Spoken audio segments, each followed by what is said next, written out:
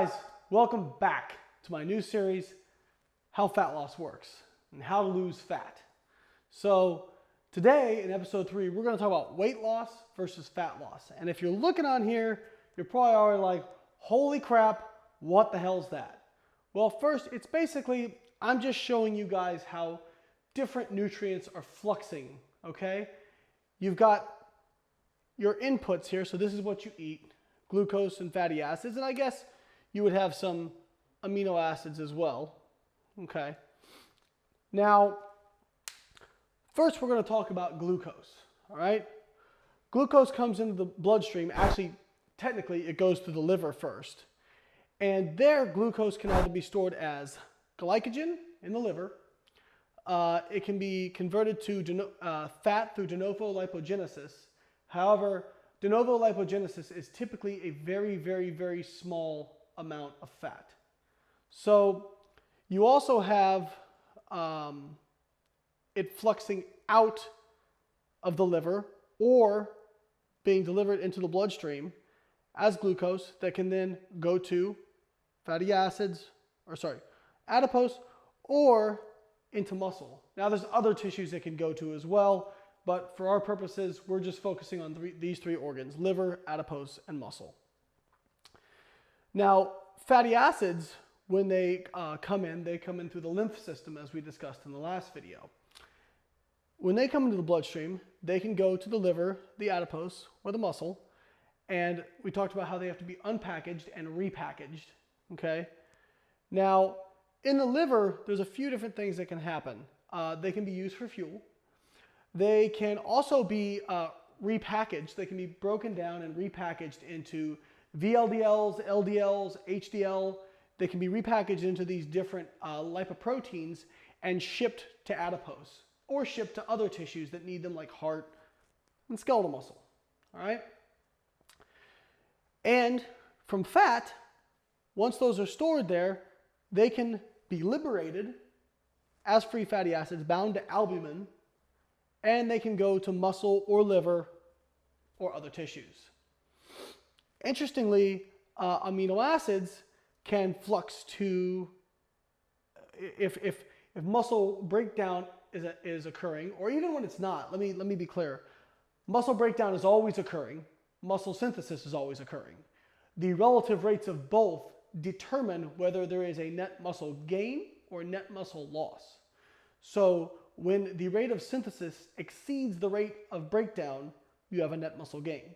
When the rate of breakdown exceeds the rate of synthesis, you have a net muscle loss. During times of caloric restriction and negative energy balance, the rate of flux of amino acids out of the muscle is typically going to be elevated, all right? And the reason for that is to create substrates for maintaining blood glucose. And the way it's going to do that is by sending gluconeogenic amino acids to the liver, okay?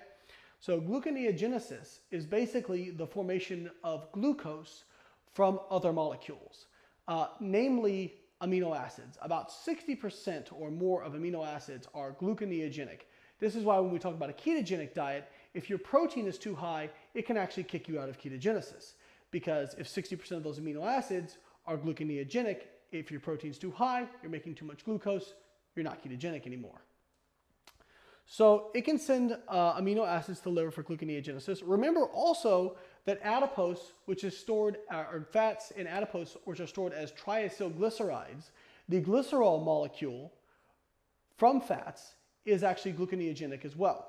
So when you liberate 3 fatty acids from a triacylglycerol, that glycerol molecule it's either repackaged and restored as triacylglycerides, or it can be sent to the liver for gluconeogenesis. Now, the other thing that can happen is as you are breaking down fats, if your carbohydrate or your glucose level is not high enough, we'll talk about this more in the next video, but you cannot regenerate some of the Krebs cycle intermediates that are required to keep the Krebs cycle progressing as per normal. And what happens is you start to get more ketone byproducts, ketone substrate byproducts. And these can leave the muscle or whatever other tissue they're in and go to the liver where ketogenesis can be performed. So ketones are formed in the liver and then can be delivered to other tissues if you're in a ketogenic state. So that was kind of an important thing to put together to help you understand how these molecules flux throughout these organs, okay? Now I want to talk about weight loss versus fat loss. When we diet, we talk about losing weight. And most of us assume that all of that weight is going to be fat. But scientific evidence tells us otherwise, all right? So for your normal people who don't lift weights and who diet, typically what you lose is a 60-40 ratio of fat to, that's incorrect, I'm sorry, to lean body mass, okay? I'm going to elaborate on that in a minute. So you lose 60% fat, 40% lean body mass. Lean body mass, not the same thing as muscle. I'll say it again. Lean body mass is not the same thing as muscle, all right? Lean body mass encompasses all non-fat tissues. So if you do a DEXA, you do a calipers, you do bod pod, whatever method, all it's doing is measuring your body fat and subtracting that. And then everything that's left over is your lean body mass. That includes your bone weight, your organ weights, in addition to your muscle weight. Now, muscle weight is a pretty big part of that, but it's not just muscle. So in reality, it may be more like 10% of actual skeletal muscle they're losing. We don't exactly have exact figures, but I'm guessing here. Now, why are they losing so much lean body mass compared to body fat? Well, you have to think about the emphasis to store amino acid in muscle and prevent it from as much flux. So when you lift weights and you create muscle damage, you have to remodel that tissue. So you're breaking down some of this. In order to remodel that, you require amino acids. Thus, there is a greater emphasis on remodeling that skeletal muscle, preventing it, remodeling it, repairing it, and that requires amino acids, okay? So you're gonna have decreased flux and you're gonna retain more muscle mass. Now, what is it like for people who lift weights? Let me go ahead and clean that up a little bit. Well, it's different for everybody. My gosh, my spelling. You can put that in the outtakes. I think I'm trying to write the letter after the B. We look at around 80 to 20 fat to lean body mass, okay? Now, why not 100%? Why not 100% fat? Well, some people can lose 100% fat. For the most part, it's people who, one, haven't been training very long, and so the emphasis is on remodeling that skeletal muscle. Your body has a few things it really wants to do. The first thing is it wants to spare blood glucose, okay? One of the reasons you burn fat is because by burning fat, okay, in a caloric deficit that is, as your blood glucose starts to get lower, you will start burning more fat to spare blood glucose, right? The other thing it's also going to try and do is spare muscle glycogen for the task that it needs muscle glycogen to do. So again, you'll burn more fat to spare that muscle glycogen. Further, in order to spare or actually repair the muscle, if you're giving a signal to the muscle of damage or stress, that is going to override the effect of some of the catabolic nature of dieting. So when we lift weights, we create this damage, we create this signal to retain more muscle by emphasizing the remodeling of the muscle. So for people who are just starting to lift weights, that signal is going to be much stronger than somebody who has been doing it for a long period of time. Okay, it's called the repeated bout effect and just general plateaus, all right? So for somebody, if we look at case studies of natural bodybuilders, for example, this is an average here. If we look at case studies of natural bodybuilders who are trying to diet to get absolutely shredded, so we're dealing with people who probably are near the peak of their muscle mass genetically, they're trying to get really lean. So they're trying to squeeze every last little bit of body fat out. And they've been lifting for a long period of time, so that growth signal is not as strong. It's going to look more like 70% fat, 30% lean body mass. Okay? So it's going to take a little bit more. Why? Because they have to get leaner. So it's going to require losing more lean body mass to squeeze out that last little bit of body fat. And they've been training for longer, closer to their maximal genetic potential for muscle. So as you can see, for somebody trying to get really lean, who's already near the peak of their muscle mass, they're going to lose a little bit more lean body mass. Okay? Now, again, a lot of this is water. A lot of lean body mass is just simply water. Your cells, your lean muscle cells are 2/3 water. So it's not like you're losing 30% like tissue weight. All right? Now, but what about people who are newer to weightlifting, who maybe are a little bit more obese? I talked about this in a video. So if you have more body fat stores, it's kind of a little bit different. Well, you can actually lose almost 100% to zero, and actually you can gain a little bit of muscle while you're dieting. So especially if you're a new lifter, because that growth signal is so strong. So now the other thing we have to think about is this. I'm gonna erase all this stuff. Take a picture. Except for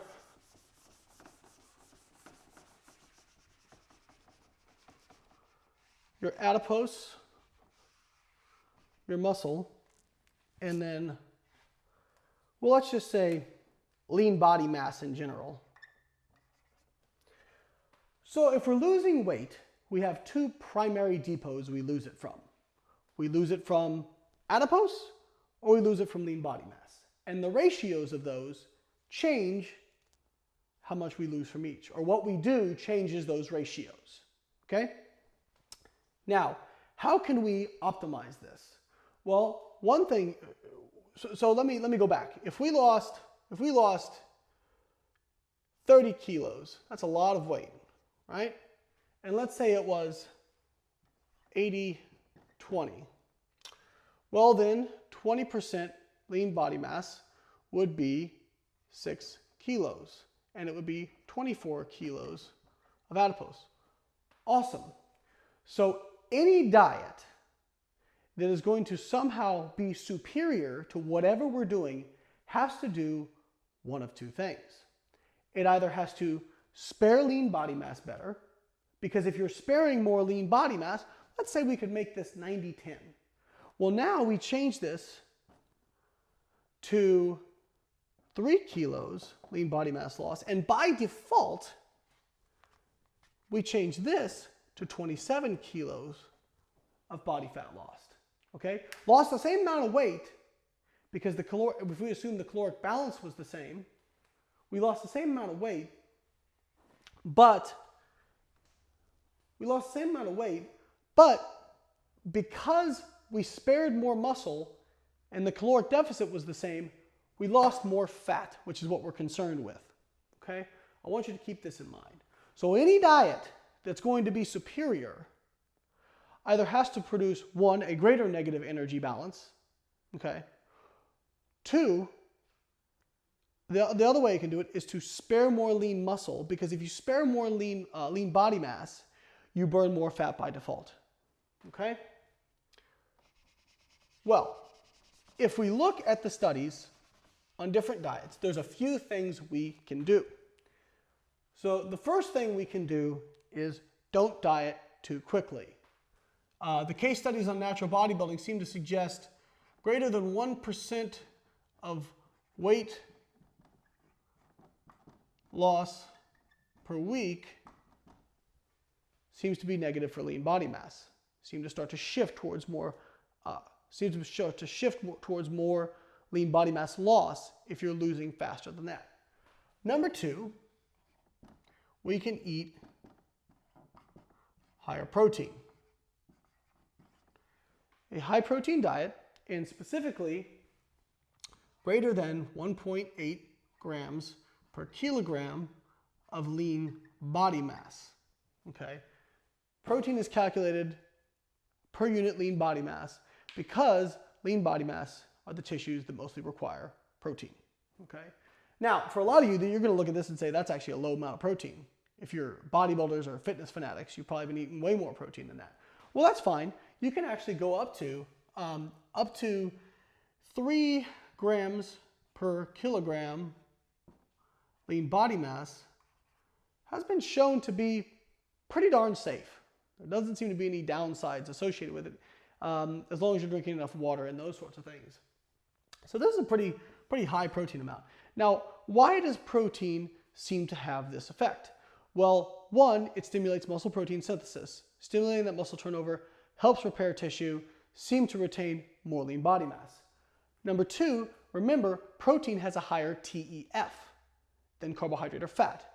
So by doing higher protein, so if you're doing, if you're doing 2,000 calories, and half of those calories, and a fourth of those calories are from protein, versus another diet where half of those calories are from protein, you're going to get a greater thermic effect of food. So if it was 1,000 calories from protein, so total,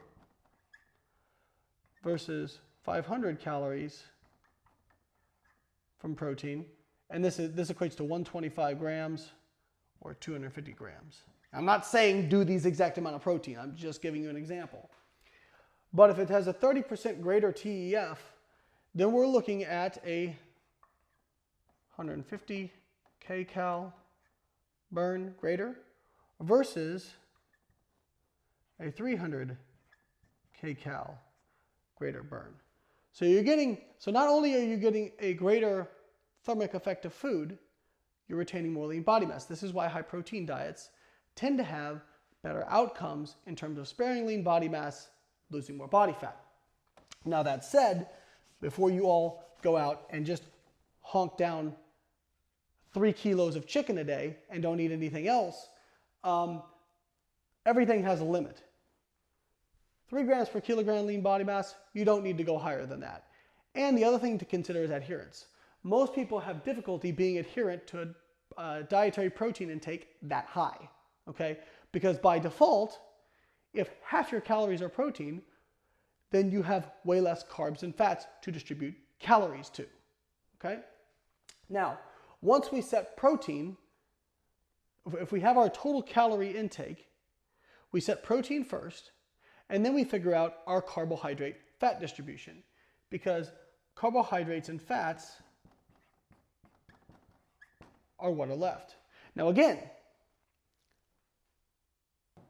the ratio of carbohydrate to fat, if one's going to be preferential versus another, that means either one is going to increase metabolic rate more than the other, or one is going to cause you to preferentially spare lean body mass, and thus you lose more body fat. If we look at all the studies comparing high carb, low carb, high fat, low fat, and everywhere in between, there doesn't appear to be any difference on lean body mass retention or metabolic rate. I'll say it again. There doesn't appear to be any difference on lean body mass retention or metabolic rate. Thus, physiologically, none of them in that range are superior. There are a few things to consider, however.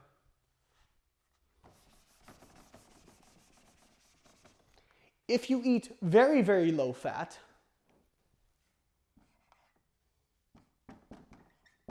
and I'm talking very low fat, less than 15% of your kcals, you could have decrease in sex hormones, like testosterone and whatnot, okay? Now, people argue with me on this. However, if you look at the research data, but just increasing fat up to a crazy high amount does not further increase hormones. But if you eat a normal amount of fat, you will get your hormones back to normal. But if you eat like a crazy high amount of fat, you don't get crazy high amounts of hormones. That's not how it works. The other thing to consider is you could start to become deficient in some essential fatty acids, which could cause some negative health outcomes, okay? So we don't want to go too low fat. So I don't really recommend typically diets under 15% of calories from fat, okay? Now, on the other end of that spectrum, we have the ketogenic diet. Now, one of the problems with the ketogenic diet, I would say, is you can't get protein too high. So it's kind of a moderate protein diet. The range that you want to keep protein at in the ketogenic diet is right here. Oh, sorry. I always get ahead of myself.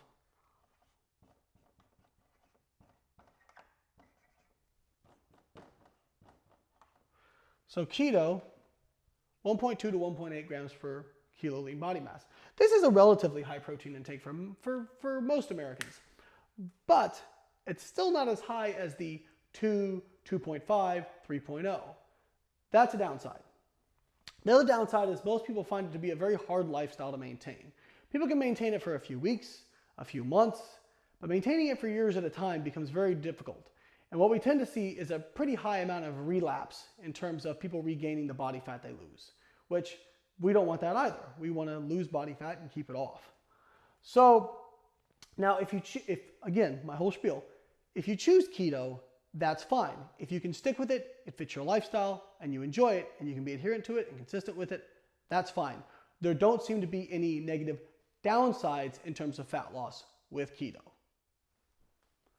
So basically, if we're looking at how to distribute carbohydrate versus fat,